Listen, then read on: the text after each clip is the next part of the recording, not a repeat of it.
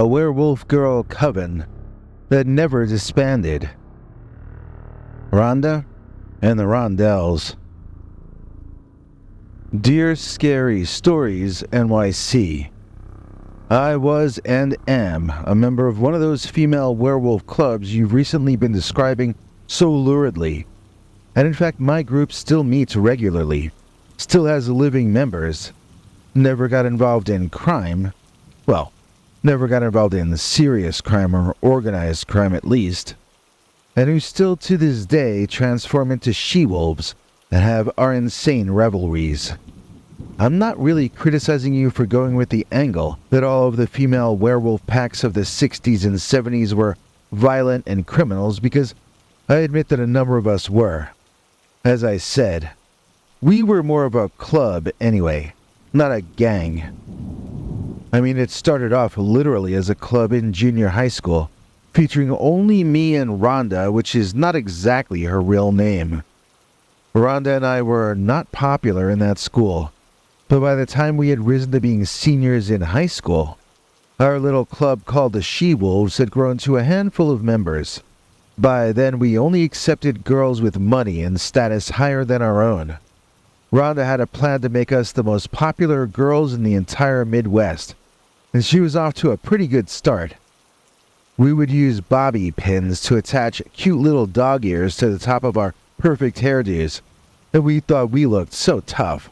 Rhonda came back from a vacation in England, telling us all about a British musician she had hooked up with, who had a crazy band called Pink Floyd. We all thought she was joking at first because her stories about him were so wild. I can't remember if that was at the end of 66 or the beginning of 67, my mind blanks, and Rhonda these days refuses to answer questions about Sid any longer, as is her right. Anyway, while in England and allegedly shagging with psychedelic princes, Rhonda also came across some other things which changed our little club permanently. One was a certain famous psychedelic mind-transforming substance, which shall have to remain nameless here on the internet today. And the other was a particular European method dating back to a much earlier time, which witches used to become werewolves. It also worked with other kinds of shape-shifting, but we were the she-wolves, and so Rhonda thought we should go ahead and become real she-wolves. The first time some of us transformed, it was while some of the others of us were experimenting with that other mind-altering import that Rhonda had brought back with her. I didn't really know what was real or what I was imagining, because so much of what I was looking at seemed impossible. People were becoming werewolves, but real ones, not fake ones like in the movies. Actual living things that were your friends, but were now monster animals. I was sweating so much. It was kind of a very traumatic waking nightmare, and I didn't like it at all. Somehow after a couple of days of rest though, I felt ready to take my turn at becoming a monster too. We had a period of adjustment where we experimented with what seemed to be our new set of magical powers. Some of them were legitimately just that, but others of these perceived new abilities were imagined or hallucinated during the intense psychedelic experiences that we were undergoing more and more frequently. In 1966, we were rich girls playing at being tough. In 1967, we were literally witches and werewolves, engaging in wild revelries I remember only a small percentage of. As crazy as those times were, it still felt like we were Alice in Wonderland. It was exciting, and we all kept wanting more and more and more. In early November, Rhonda left for the East Coast without explaining why.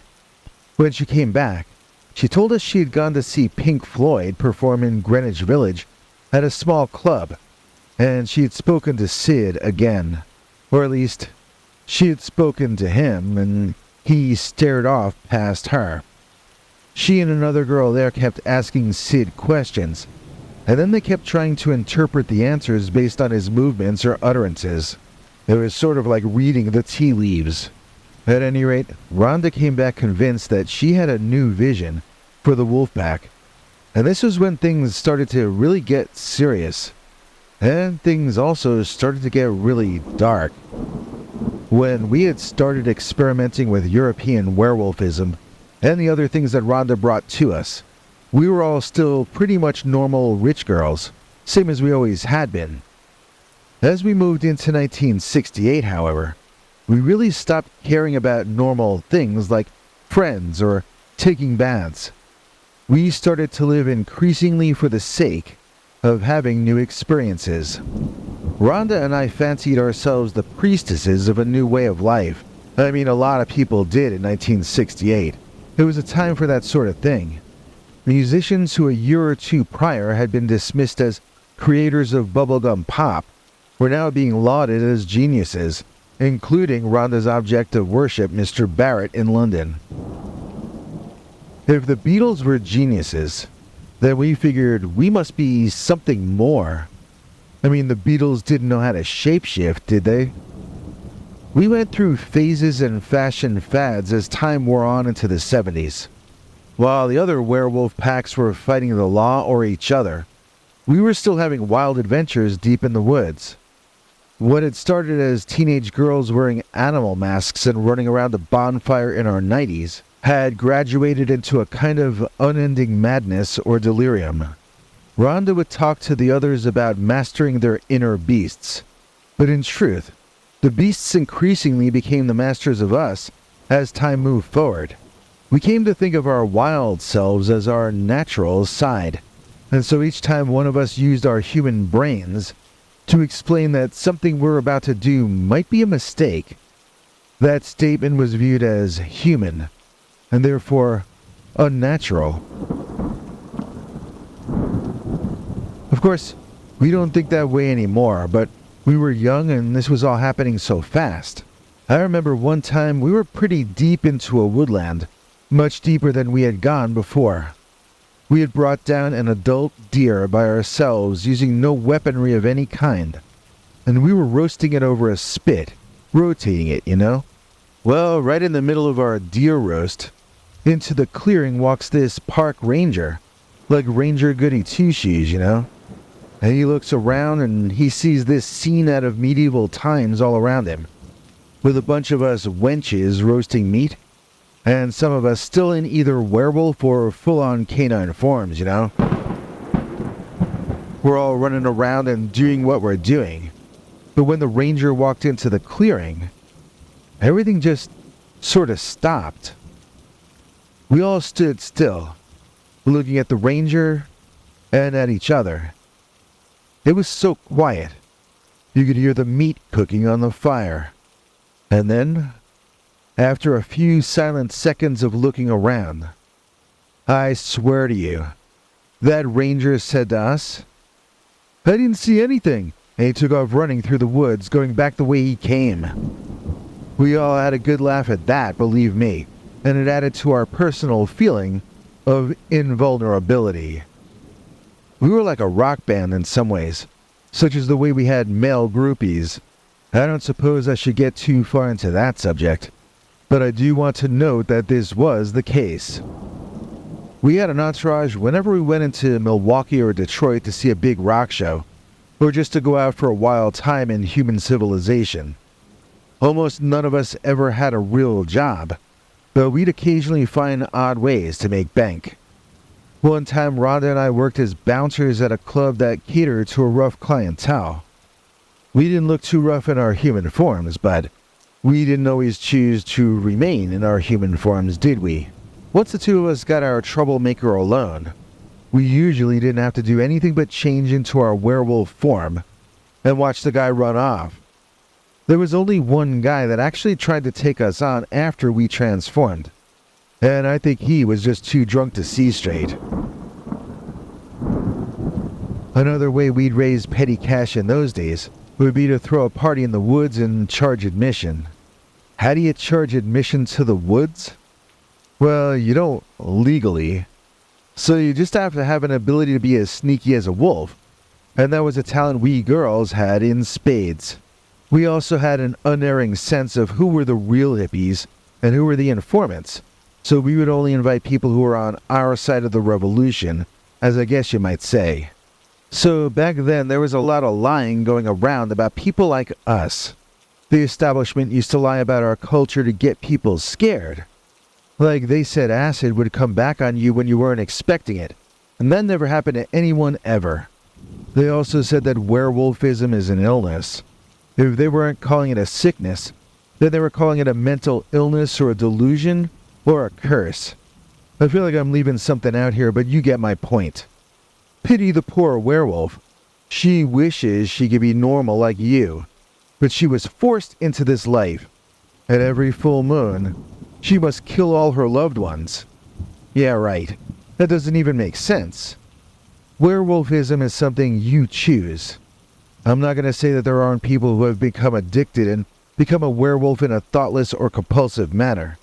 That's true, that has happened and does happen.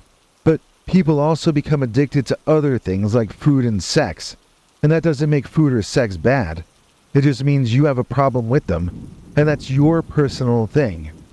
So I don't understand why people assume werewolves are evil, or why they assume the werewolf, him or herself, isn't having a complete blast all the time.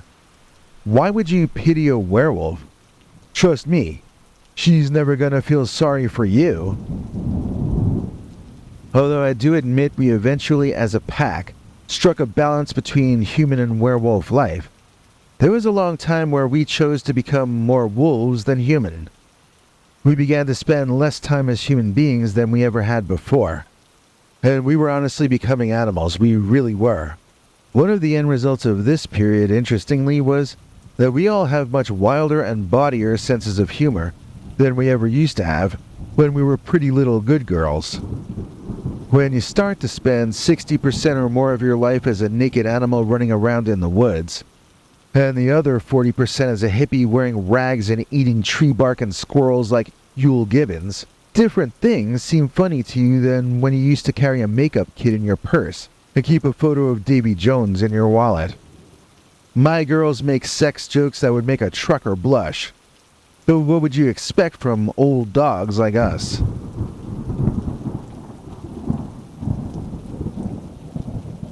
I admit there were some darker things about our pack in the 70s, but nothing really as bad as in the other stories you've told previously on your channel.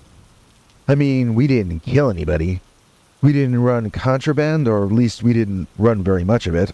We got into heavy metal music, and we started mixing real magic that Rhonda had brought back with her from Europe with gibberish and nonsense from heavy metal song lyrics. In the same way that Charles Manson somehow misinterpreted a Paul McCartney song about a sliding pond to mean that he should send his followers to kill the rich, we misinterpreted Ozzy Osbourne lyrics to mean that we should live as animals in the woods. Years later, Ozzy admitted that they didn't know what a Black Sabbath was when they named their band that. His song Paranoid is actually about depression. He didn't care what the lyrics were. He was just a young guy that wanted to get up there and sing. And we were basing our lives around that, crafting actual spells that sometimes cause bizarre things to happen in the real world around us. But like I said, it could get difficult sometimes to tell what was the result of magic and what was us hallucinating or whatever. Now, Rhonda feels that there were 3 separate times when our magic caused this world to shift to a different timeline, and that this shift happened to everybody, not just to us. I don't really know if she's imagining that, though.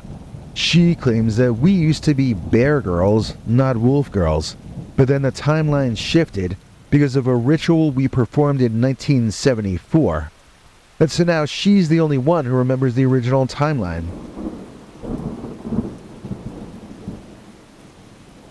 That's the thing. She's always the only one who remembers it being different. So maybe she's the only one who's been shifting timelines. At any rate, when you start to mess with this kind of thing, you can really drive yourself and those around you crazy. And this is how it can start. Not even being certain that you're all from the same dimension. I mean, it can make you needlessly paranoid.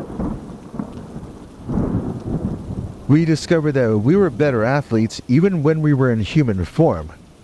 It happened by accident when we were hanging out in a park, looking all human one day, and these guys invited us into their softball game. At first we played as well as we could, but the guys were getting so angry, losing by 5 runs in the second inning, so we decided we better cover up our talents and let the guys even up the score. That was about the only time that we ever tried to disguise our abilities, and it was sort of because we felt sorry for those guys. They had seemed nice, but we totally outclassed them without even trying. Poor humans. So, like I think I mentioned before, we obsessed over the word natural, probably because of the times. We made decisions and policy based on our misunderstanding of the meaning of that term. Since we had decided wolves were natural but humanity unnatural, we allowed our lower selves to rule. That's what we really did. We were lazy. We were arrogant. We were ugly. We were not to be trusted. We would kill for food at first. Then soon we killed for sport as well.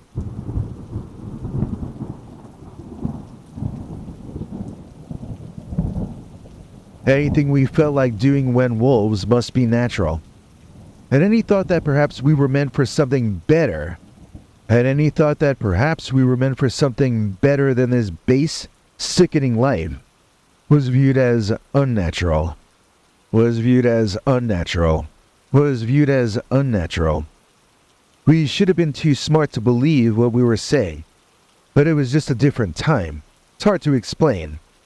It was like we were trying to convince ourselves that it was okay for us to do anything we wanted to, just because we had declared ourselves the wolves. We acted as though the very fact that we were werewolves made us the only ones with opinions that mattered. Now really, that's a very unnatural worldview, but we called it instinct. We should have been too smart to believe what we were saying, but it was just a different time. It's hard to explain. It was like we were trying to convince ourselves that it was okay for us to do anything we wanted to, just because we had declared ourselves the wolves. We felt as though the very fact that we were werewolves made us the only ones with opinions that mattered. Now really, that's a very unnatural worldview, but we called it instinct, and we claimed that living a wanton life was a beautiful thing. Well, it was a disgusting thing. It was pointless. It was vulgar. I mean, we didn't hurt people, but some of our rhetoric in the mid-70s had started to equate normal humans with animals. So we were definitely heading in that direction. And I think we could have moved in a sort of a Manson direction too, if things had been allowed to progress normally. We sort of fell in and became good friends with this other werewolf pack, and they were boys. For some reason, we liked them and they liked us. Our wild times didn't exactly calm down, but they weren't as needlessly insane after that either. Rhonda and I got married. No, not to each other, although I bet that would have proven more popular on your show if we had. No, we married people of the opposite sex in the boring old-fashioned way. And we had boring old-fashioned kids, who had boring kids of their own. None of them are werewolves because, as I said, werewolfism is not a curse or a disease. It's like how your mom can be a good singer, but that doesn't necessarily mean that you're going to inherit that talent. None of my kids know how to become werewolves, and none of them have asked me to teach them either. One of Rhonda's grandsons is learning from her right now, but he's the exception, not the rule. It's not something that most people want in their lives. And maybe that's how it got the reputation of being a curse. I don't know. All I know is that we continue to have reunions from the she-wolves every year. Well, every year that we can make it happen. We still transform, just to prove to each other that we can still do it. We're a bunch of cackling old hags these days, and glad of it too. Our men and kids stay home, which is safer for them. I don't think they have the stamina to handle the kind of parties that my old girls throw. But just because we like to party hard and laugh really loud, that doesn't make us bad people. The next time you see a werewolf, don't shoot a silver bullet at it. Offer it a can of Coors instead. See what I did there? A little party humor for you. I am not going to suggest that the next time you see a werewolf, that you should assume he or she is nice. I mean, that would be stupid. And they'd probably eat you alive while you watched. But still, please consider that they may once have been a nice person, even if that time when they were nice was 20 or 30 years before you were born. And that's my personal history of Rhonda and the Rondells, as I'm jokingly referring to our pack. If you want more info, I can put you in touch with Rhonda herself. But I'm warning you beforehand, whatever you do, don't ask Rhonda anything at all about Sid Barrett.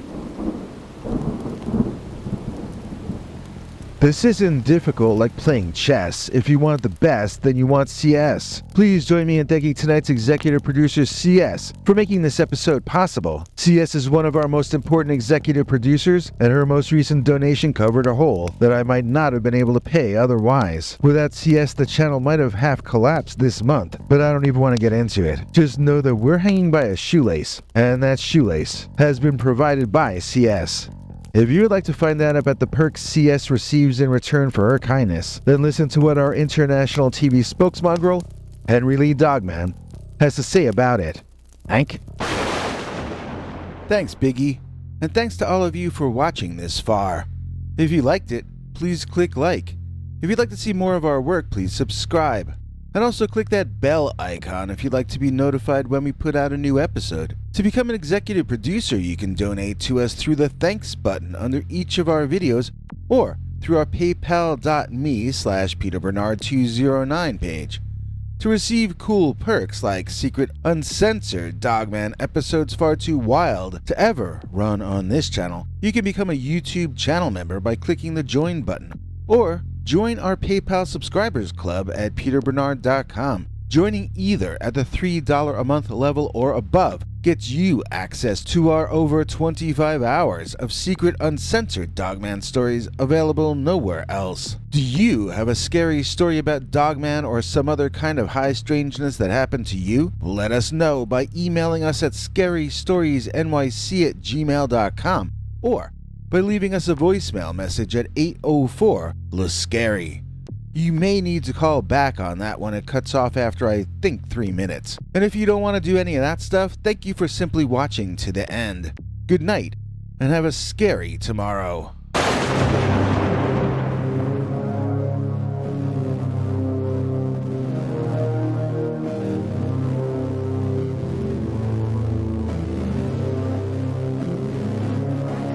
Come back for more scary stories.